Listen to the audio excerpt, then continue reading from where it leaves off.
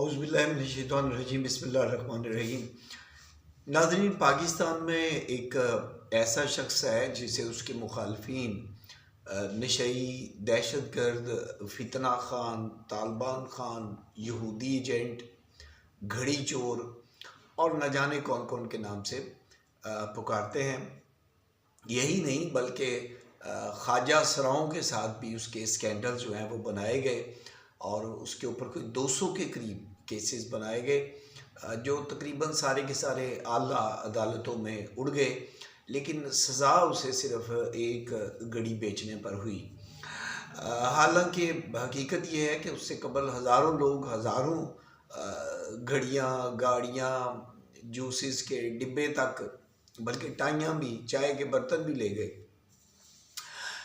لیکن سزا اسی کو ہوئی۔ ٹی وی چینلز پر اس کی تصویر تو درکنار، آپ اس کا نام تک نہیں لے سکتے۔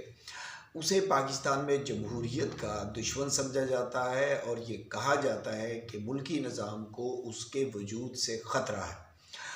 اب ملکی نظام ہے کہاں، یہ ایک علیحدہ بحث ہے، بلکہ سوالیہ نشان ہے۔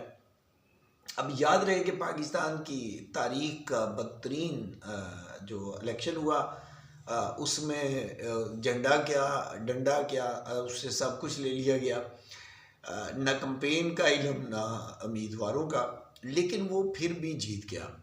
اب بھی یہ کہا جا رہا ہے پاکستان میں کہ بھئی وہ جمہوریت کو اس سے خطرہ لاحق ہے، اس کی سیاست ختم ہو چکی ہے، اور یہاں پر تو ہمیں یہ بتایا جا رہا ہے۔ لیکن باہر کی دنیا میں بڑی حیران کن خبر آئی ہے۔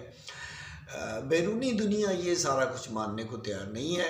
2019 میں بھی اس کا نوبل انعام کے لیے نام دیا گیا تھا، اور اب بھی 2025 میں حقوق انسانی اور جمہوریت کے فروغ میں اس کی خدمات کے اعتراف میں اسے نوبل انعام کے لیے دوبارہ نامزد کیا گیا ہے۔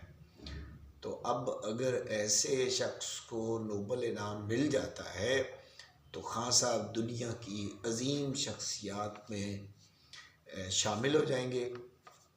اس کے ساتھ اجازت چاہوں گا، اللہ حافظ۔